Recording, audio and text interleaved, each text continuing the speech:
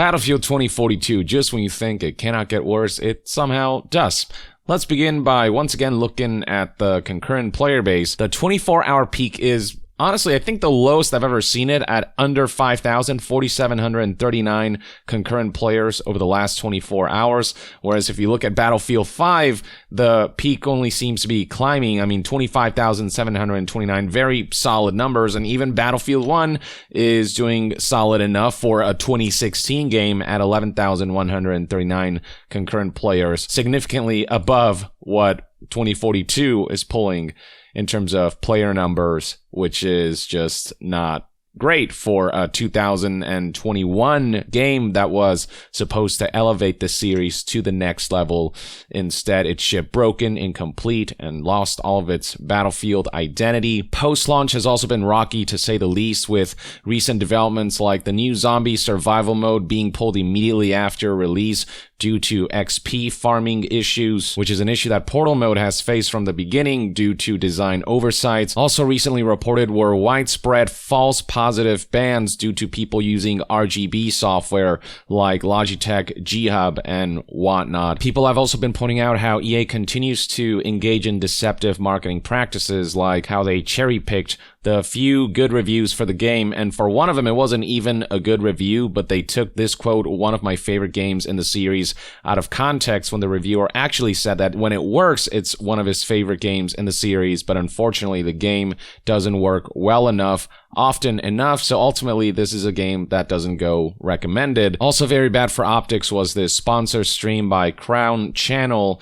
which highlighted the complications of keeping track of who had the most kills, because there is no scoreboard on Battlefield 2042, you know, one of those basic features for any first-person shooter experience. And then during that stream, towards the end, the game bugged out pretty hard, where a number of players got stuck underneath this staircase, and it was just a really awkward moment for the stream, which ended shortly thereafter. Which finally brings us to today's story. One of the biggest issues of Battlefield 2042 is just how slow the content rollout is. Developers are playing catch-up because they have to fix the game first before they can add additional content, including Season 1 of Battlefield 2042, which was set to start uncharacteristically late for a live service in March of 2022. But guess what? Season 1 of Battlefield 2042 has been delayed to summer, as if March wasn't too late enough. Yeah, it's coming out even later, as relayed here in a message posted by the official Battlefield Twitter page, whose tweet reads, "Today we're sharing the latest Battlefield 2042 details, our new player feedback loop, and a status update for Season 1. And clicking on the image, you can see all of the details shared here, starting with, you've waited patiently to hear from us on what we're doing to address the issues with Battlefield 2042 that you have told us about, and the direction you can expect to see us take in the months ahead. We're taking action on multiple fronts to address feedback and implement extensive fixes to the game, key features that are important to you, and getting team play where it needs to be. After the release of an update in early March, which will include improvements to scoreboards, subsequent updates will prioritize work that will include voice communication, VoIP, and player profile." Still baffling that they made the decision to not ship this game with either a scoreboard or voice chat, and the audacity for them to call it a legacy feature instead of just a basic feature of any first-person shooter game. A tighter squad loop, including a refined ping system, feedback-based improvements to gunplay. Gunplay is one of those things that still kind of feels broken. It was especially bad closer to launch when hit registration and bullet spread were all out of whack, and so plenty of footage out there of people just point blank unloading an automatic weapon and not hitting a single bullet. Improved reward loop, expanded tools, modes, and tweaks to player experience gains in Battlefield Portal. It's all fairly vaguely laid out. Only time will tell how much of these fixes and feature additions will bolster the game. But the rest of the message reads, "With a focus on improving these core elements of the game, we've made the big decision to move Season 1 to early summer." And there's the rub. This is where people are going, March already felt like too little too late. Early summer is way too little too late. When Season 1 arrives in early summer, it'll mark the start of a year where we'll deliver 4 seasons, 4 new specialists, and new locations. People just want DICE and EA to get rid of specialists outright and bring back classes, but the backbone of this game was built around specialists, so I don't think that's a change that'll be remotely possible unless they do a major overhaul or something along those lines. I would not hold my breath for that one. For all of you who purchased the Year 1 pass as part of the Gold and Ultimate Editions, we know this content is coming later than expected, so we're giving you all an exclusive bundle containing a specialist skin, weapon and vehicle skins, a melee weapon and player card, all to be delivered in the next update. And then they conclude by saying that we hear your feedback, we know that your feedback is critical to progress, and we are dedicated to bolstering Battlefield 2042, improving it, we are committed to its future, yada yada yada. We'll see about that. Just recently it was pointed out how at this stage in Battlefield 4's life cycle, a lot more progress had been made in terms of content additions. The game had already received 1 DLC, China Rising, which included 4 maps and new weapons. Second DLC, Second Assault, was about to launch. Battlefield 2042 has had nothing, and we don't even know when the first content drop is happening. Season 1 is coming even later than anticipated. Well, we do know now that Season 1 is coming in summer 2022, far later than people were hoping and anticipating, which, really puts a damper on optics surrounding the game and its future prospects. As for what the community reaction has been like to all of this, well, you've got folks saying stuff like far too little and way too late. These new devs piggybacking on the success of the OG Battlefield days aren't doing it justice. Battlefield died with Battlefield 4. You got people saying, remove this game from the store, refund the people, and then work on your mess. Don't include your customers in your failures and hold their money. This will cause nothing but harm to the reputation. What a scam. Indeed, if EA actually felt bad about this, they would be offering refunds, no questions asked, kind of like what CD Projekt Red did with Cyberpunk 2077 when that game launched disastrously. That's the least they can do. Things aren't much different over at Reddit, where somebody posted the image that the Battlefield Twitter page released, and already you can see over almost 13,000 upvotes, and it hasn't even been 24 hours. And scrolling down, people are joking about this, making fun of this, or just expressing their admonishment towards EA and DICE, just repeating history of disastrous launches, especially where Battlefield is concerned. Way ahead of schedule, jokes this Reddit user. Scrolling further down, I'm so sick of this DICE cycle, release broken and unfinished mess of a game and directly send the whole company into vacation, come back and blame the player for harsh criticism and wrong expectations, be unable to fix bugs and add the basics of a modern game, be overwhelmed with everything, delay content. And then this next bit is what's happening now. Act like you're totally committed to this game, release half-assed content over the span of a year, and cancel half the content you promised, which is exactly what happened to Battlefield 5. And Battlefield 5 was rough enough of a launch, but 2042 somehow shipped worse, and yet Battlefield 5 ended its support halfway through before all the promised content was delivered. So how are we supposed to expect that 2042, which is even in a worse state, is going to somehow live up to its live service and roadmap promises rather than fall off the cliff like Battlefield 5 did? People pointing out just how much longer they'll have to wait for any kind of substantial new content, potentially 5 months for a frickin' new map. What the F? No new maps, no guns, no content at all for 8 months since release. Definition of live service.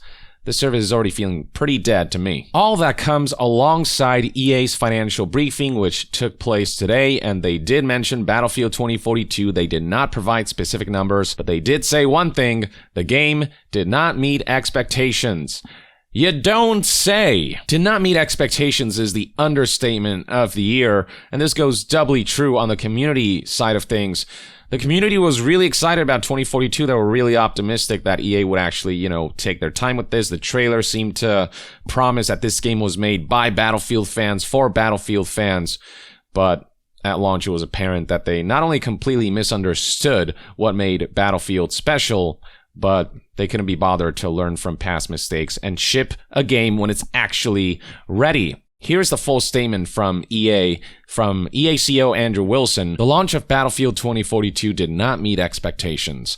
Battlefield 2042 was always an ambitious game, and our teams pushed to innovate across many dimensions, including massive scale and 128 player matches, new modes, new dynamic gameplay, and more, as well as the exclusion of basic features like voice chat, and the scoreboard. Developing this game with our teams working from home for nearly 2 years ultimately proved to be challenging. No denying that COVID probably did have an impact, but it was still EA's decision to ship the game despite it clearly needing more time, especially during these disruptive times. Through our processes for testing and preparation, we believe the experience was ready to be put in our players' hands. I don't believe that for a second, that testing showed that the game was in the best state that it could be, because the issues are so readily apparent within the few minutes that you play a match in this game. We launched with strong stability. However, as more players experienced the full game, it became clear there were unanticipated performance issues that we would need to address.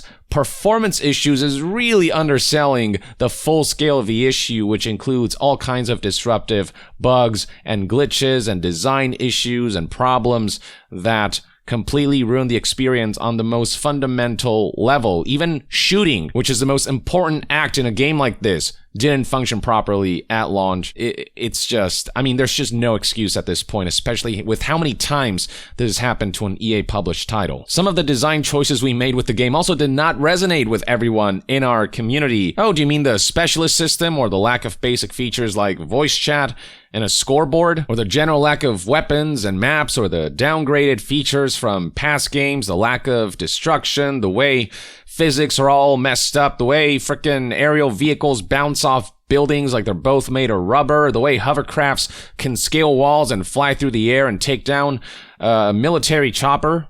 Are those the design choices you're referring to? And then there's, of course, this last quote that they've recycled time and again. We are fully committed to realizing the full potential of this game. Recall, they said exactly the same thing about Battlefield 5 after its rough launch, and that game's live service roadmap was cut short unceremoniously. Same thing happened with Anthem, where they said that they're dedicated to revitalizing this game through Anthem 2.0, through this overhaul that then they canceled after having stated that they're fully committed to Anthem for the long term. We have been here before, and with Battlefield 2042 being among the roughest launches from EA yet, it's just hard for me to believe that this game is gonna live for much longer. It's on life support right now. But yeah, Battlefield 2042's commercial performance disappointing EA, not meeting expectations, should come as little surprise. And in fact, it was reported by an industry insider not that long ago that Battlefield 2042, or aspects of it, may go free to play after EA was very disappointed with its release. This was relayed by Tom Henderson on his official Twitter page, where he said that they might be looking into free to play in some capacity. And then in a video uploaded after this tweet, he said that from what he's heard, EA is potentially considering turning just Portal mode into a free-to-play piece of Battlefield 2042, while accessing every other mode does require you to pay the premium price point. But these are discussions that are still ongoing, and plans could change, so don't take Tom or my word for it. But yeah, this is the state of the game. A massive disappointment for both the community and for EA as a business, the latter being good, because EA needs to frickin' learn that they cannot keep getting away with this. And even then, it's hard to be hopeful when EA should have learned this lesson a long time ago with the disastrous launches of games like Battlefront 2 or Battlefield 5, among others. Hell, the FIFA games tend to launch in such an awful and rough state. But maybe Battlefield 2042 flopping to this degree will finally be something of a wake-up call. At the very least, they are shifting leadership around with Vince Zampella now in charge of Battlefield, so maybe there's like a smidge of hope there, but it's hard to say for sure. It feels like every time people get their hopes up for a properly released EA game of a beloved IP, they tend to get smacked in the face with disappointment and the realization that EA will never learn. So yeah, the Battlefield community is pretty disillusioned. I mean, one of the recent top posts here, you can see for yourself the evolution of the trash can icon for Windows, and at the very end here, Battlefield 2042.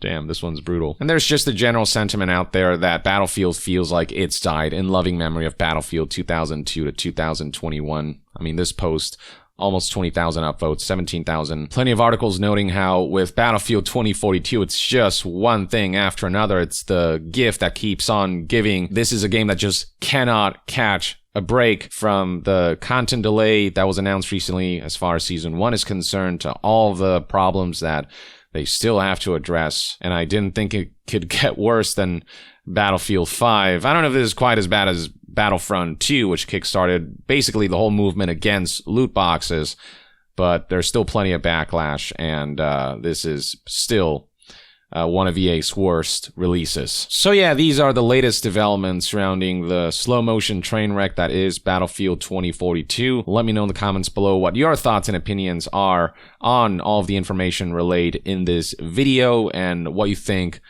prospects look like for Battlefield 2042 and the Battlefield franchise and series as a whole. Share your thoughts in the comments below, and to be further updated on all things gaming news, reviews, and discussions, stay tuned right here on Young Yeah. I'll see you guys next time.